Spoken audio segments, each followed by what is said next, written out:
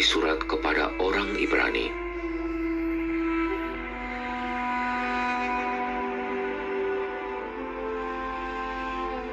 Saudara-saudara, iman adalah dasar dari segala yang kita harapkan dan bukti dari segala yang tidak kita lihat.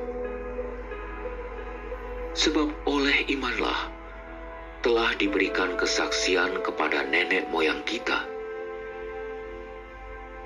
Karena iman, Abraham taat ketika dipanggil untuk berangkat ke negeri yang akan diterimanya menjadi milik pusakanya.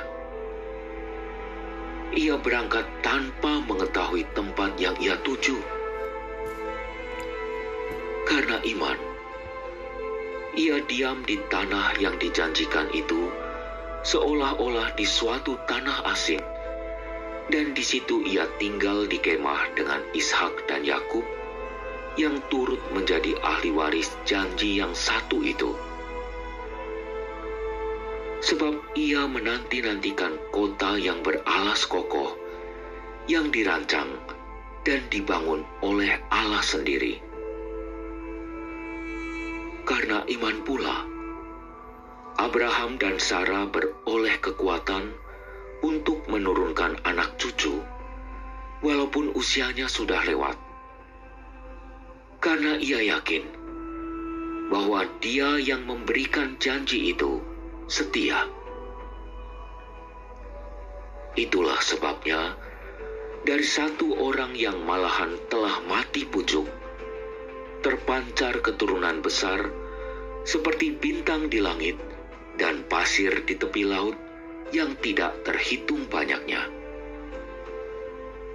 Dalam iman, mereka semua telah mati sebagai orang yang tidak memperoleh apa yang dijanjikan itu, tetapi hanya dari jauh mereka melihatnya dan melambai-lambai kepadanya dan mengakui bahwa mereka orang asing dan pendatang di bumi ini. Sebab mereka yang berkata demikian menyatakan bahwa mereka dengan rindu mencari suatu tanah air. Andai kata dalam hal itu, mereka ingat akan tanah asal yang telah mereka tinggalkan, maka mereka cukup mempunyai kesempatan untuk pulang ke sana.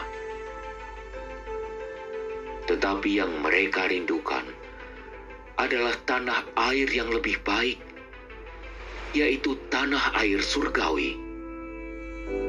Sebab itu, Allah tidak malu disebut Allah mereka, karena Ia telah mempersiapkan sebuah kota bagi mereka. Karena iman, Abraham rela mempersembahkan Ishak tatkala ia dicobai. Ia yang telah menerima janji itu rela mempersembahkan anaknya yang tunggal, walaupun kepadanya telah dikatakan, keturunan yang berasal dari Ishaklah yang akan disebut keturunanmu. Abraham percaya bahwa Allah berkuasa membangkitkan orang sekalipun mereka sudah mati. Dan dari sana, ia seakan-akan telah menerimanya kembali.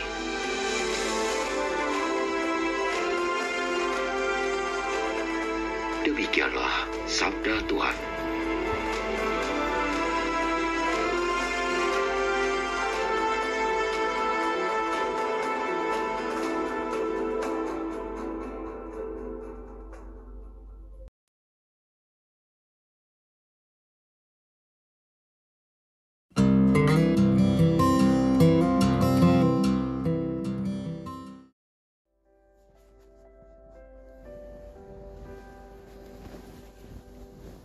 Inilah Injil suci menurut Markus.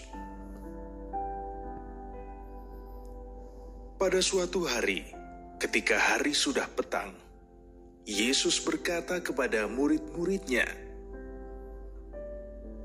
marilah kita bertolak ke seberang." Mereka meninggalkan orang banyak yang ada di sana lalu bertolak dan membawa Yesus dalam perahu itu di mana ia telah duduk, dan perahu-perahu lain juga menyertai dia.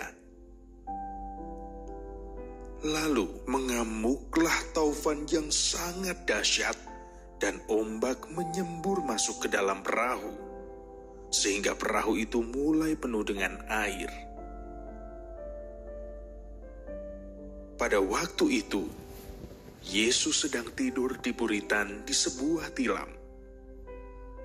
Maka murid-murid membangunkan Yesus dan berkata kepadanya,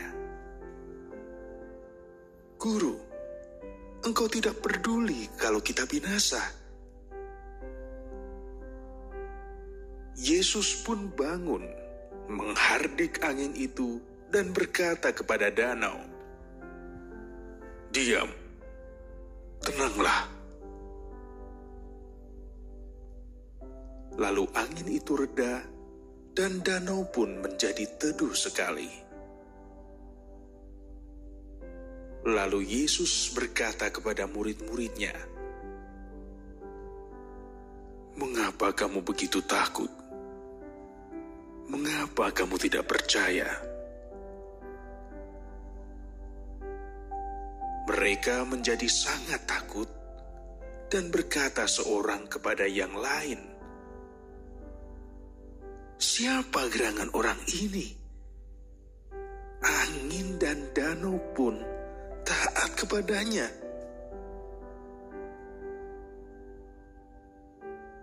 Demikianlah sabda Tuhan.